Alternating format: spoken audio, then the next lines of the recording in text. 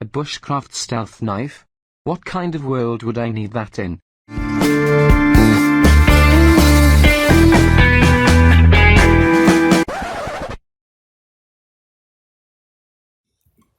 Oh boy, I do hope there's none of them bloody bushcrafters around.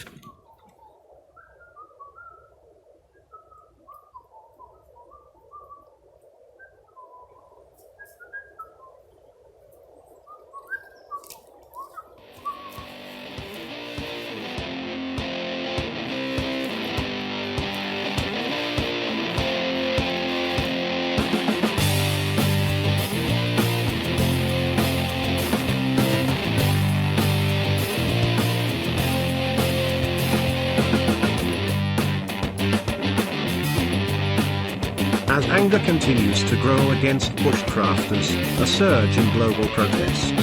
The UK government makes the unprecedented move of passing a law to ban bushcraft. A man has a long prison sentence ahead of him, sentenced to life without parole this morning. The attorney says they will.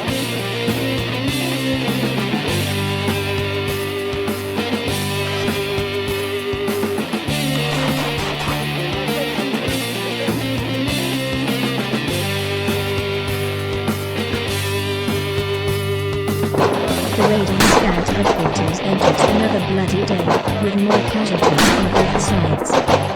So y'all need to hide your kids, hide your wife.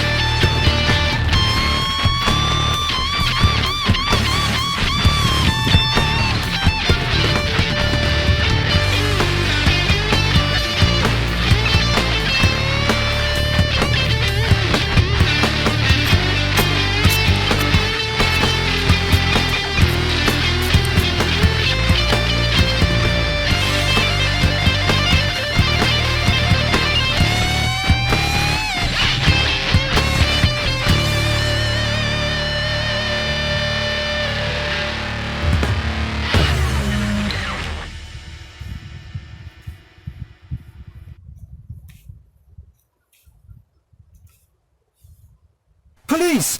Drop the spatula and the knife! I'll bushcraft till the day I die, pig! That'll be today if you don't drop 'em! Bushcraft forever!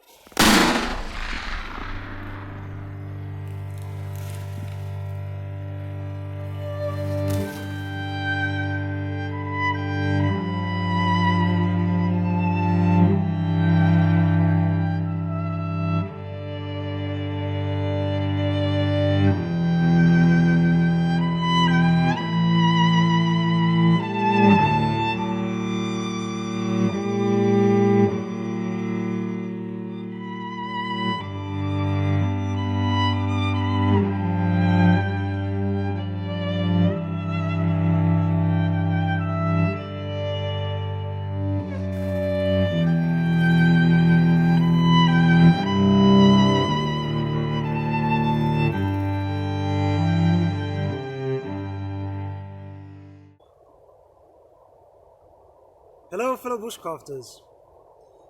I am really glad to be out of this sweaty poncho.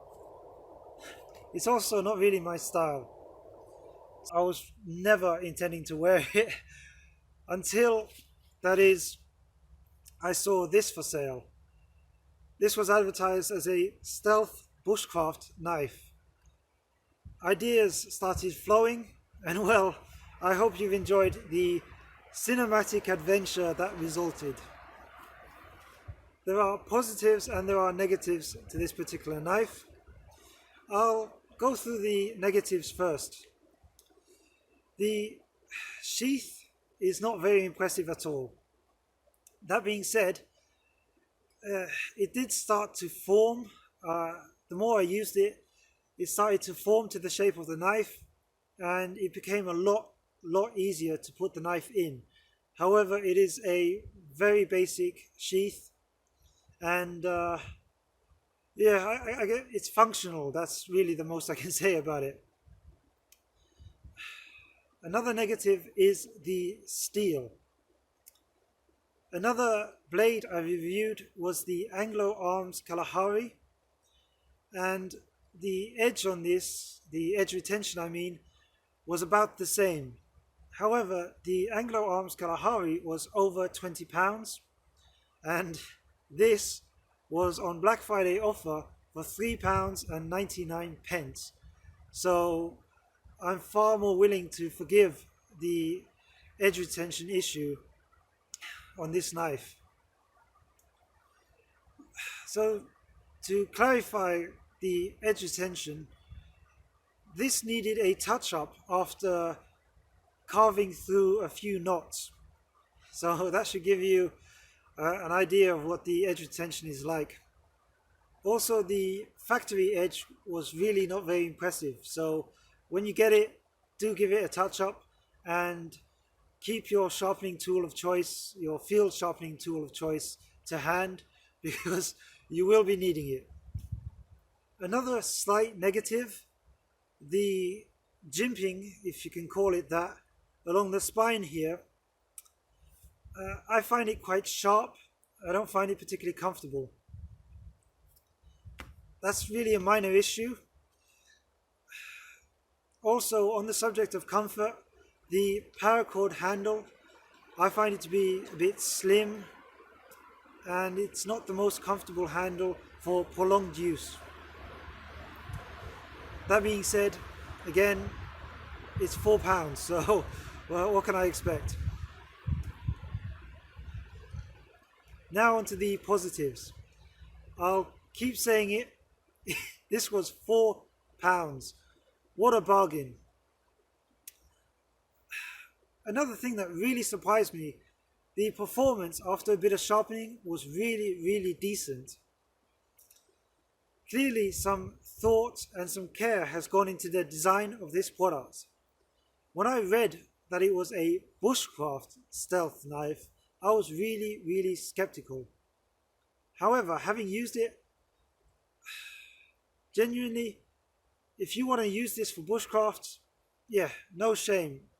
This is a really decent little bushcrafter. Another knife I shot the footage for just yesterday was the Reek Hornet. That was also a saber grind. I was amazed how much difference just a little bit of geometry makes, because the characteristics of this knife in terms of performance were radically different.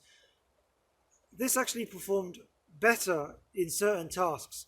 I think this was better for batoning, I would guess because of the thickness. I also found it slightly better for carving, which you might find shocking because the Ruik Hornet was a premium steel and this is some kind of cheap Chinese steel, I would guess. But really the characteristics of this knife make it a lot better for bushcraft, a lot better for sort of camping tasks. Unfortunately, bushcrafters, this particular knife, its recommended retail price, not such a good deal. I have seen this advertised for almost £15, which in my opinion is not worth it.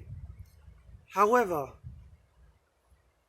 if you can find it at the right price, which I would say is anything below £7, you've got yourself a bargain, and I would highly recommend this knife, if only to add to your collection, or if you're looking for an entry-level bushcraft knife, something you can chuck into a bug-out kit, or perhaps a more compact survival kit, then this knife will not disappoint you.